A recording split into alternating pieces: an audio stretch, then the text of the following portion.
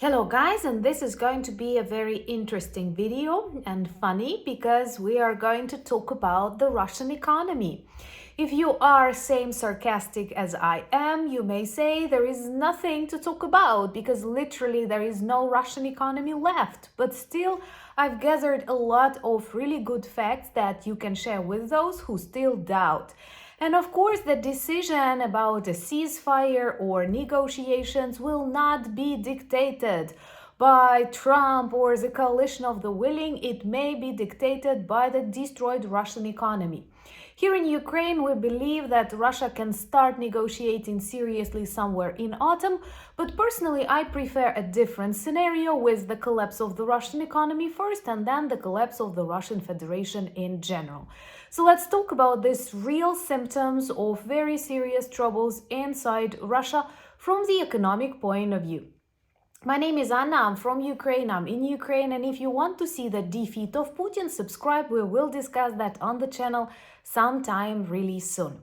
And let's start with some very important, very real updates. First of all, for all of its history, Russia typically published information about its national wealth fund, balances, all of that was open, but now for the recent couple of months, Putin banned publishing this information on the balances of Russia's national wealth fund. When I was reading this information, I have come across a lot of truly funny comments when people actually said they should rename this Russia's National Wealth Fund into Russia's National Poverty Misery Fund. And I think that would reflect the situation perfectly. Then there are lots of Russian citizens in countries like Latvia, like Estonia, like Lithuania, and they typically have two pensions. I don't know how legal that is, but they can actually get an EU pension and still keep receiving the Russian one because they are Russian citizens. So it is reported that during the last 4 months, lots of these people do not receive any Russian pensions. And that actually counts for approximately 3.5 million euros in Latvia and approximately the same amount in Estonia during the last 4 months, so we may say since 2025. And of course, that is not a signal of strength and prosperity. Plus, take into account that Russia is counting on these people in these countries because that is a very typical Russian approach to claim that these people have some problems and to come to liberate them. That's a danger. And I am sure the Kremlin planned to satisfy these Russian pensioners in the Baltics, but unfortunately they are losing money at the speed of light, and now they cannot afford this mission anymore.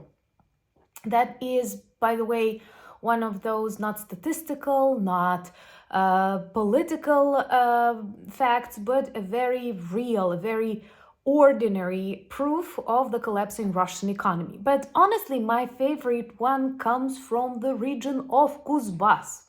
There is such a region inside the Russian Federation.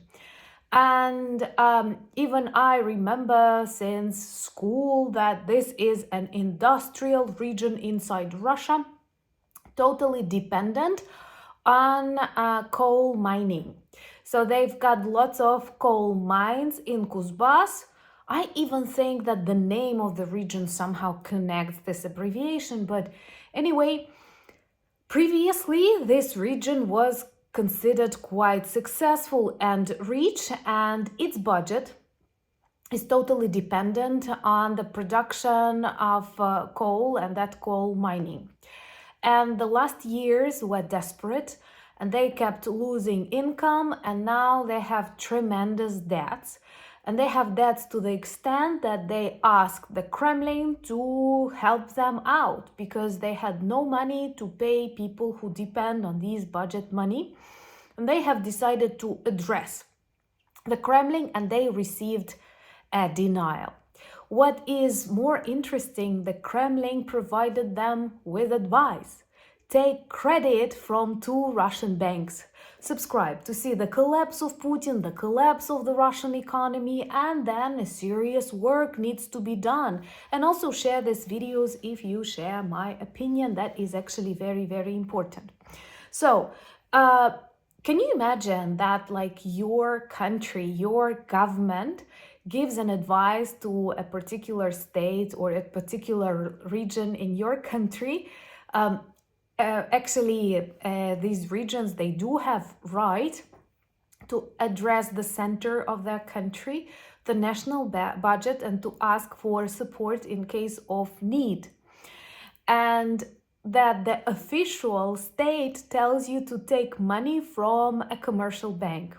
And they've advised VTB and Sberbank, these are central Russian banks, and they gave credit with 23.5% that you have to pay back. That is super high. That is totally unrealistic. That already depressive region that does not have money, that does not receive any support from Moscow, can return this money back. And you have to realize this was not $1 million. This was a budget for a region. So what do we see here in this particular situation? Number one, the Kremlin does not have money for its regions. And there are more and more of Russian regions that are bankrupt, especially if they are not actively involved in the war efforts.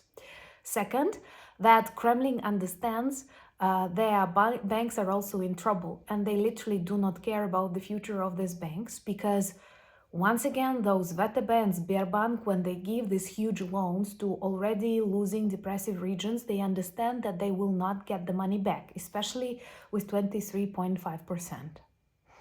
So they simply know that they lose this money, and this is a tremendous sum of money for the banks. To save them, what will the Kremlin do? Yes, print more money, and that will cause inflation.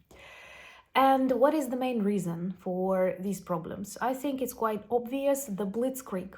Putin did not expect it would last more than 3 years. Plus, Ukraine continuously develops, invents new ways to demilitarize Russia and to destroy their oil industry, to destroy their gas industry.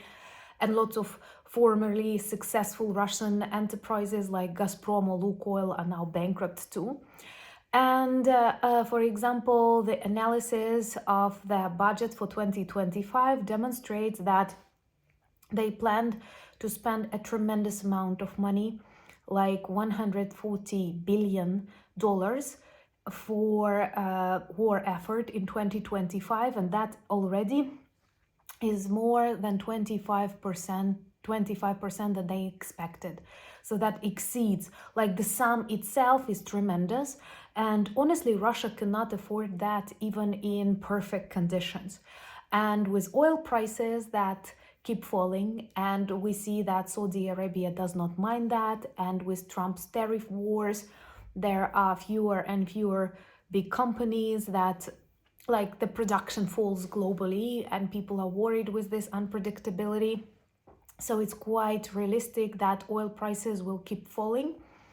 And that's the only way Russia gets money. They are a gas station with a dictator at its head, a classical mafia gas station. So they cannot afford spending that much money on war, but they cannot afford stopping this war, because for Putin that is a disaster. Can you imagine millions of those Russian soldiers returning back to their depressive regions when they don't have budget for other industries, and they stop getting money for killing Ukrainians? That will be an end to Putin's regime, but also to any normal life inside Russia. And this can cause a collapse. And you know that I see the collapse of Russia as a very natural result of this war, but I prefer to be planned, controlled. That's why I hope that smart people around the world keep thinking, analyzing, and predicting how can we soften this process to make it safe to the world and to make it safe to those beautiful nations that will be born out of the Russian Federation. Because trust me, the Russian Federation is very different from Russia, Moscow. There are hundreds of nations, languages, cultures right now suppressed and hidden by the Kremlin goblin. Let me know in the comments below. Do you think that the United States will strengthen their sanctions on Russia? I know that the European Union is prepared to do so. It seems like Putin will reject a ceasefire and will not show up in Istanbul because he is a coward, he is a classical bully, and right now he is cornered by Zelensky, Macron, Starmer, Musk. Oh no, Musk. Where is Musk, by the way? Merz and Tusk and many more beautiful people involved in this diplomatic effort. And with each day, it will be more difficult for him to drag these negotiations and to persuade Donald Trump that there is something coming. Let me know in the comments below, do you think the United States can actually implement new sanctions on Moscow if they do not agree on ceasefire starting, I guess, today? Remember to check my new video where I introduce you to Ukrainian hryvnia on my channel Anna Danilchuk for civilian stories and life in times of the big war. Also, thank you for buying me coffees, becoming my patrons and sponsors of the channel. That's an honor. Subscribe to my Instagram, Threads, Discord, Blue Sky, and Threads, I guess, and X.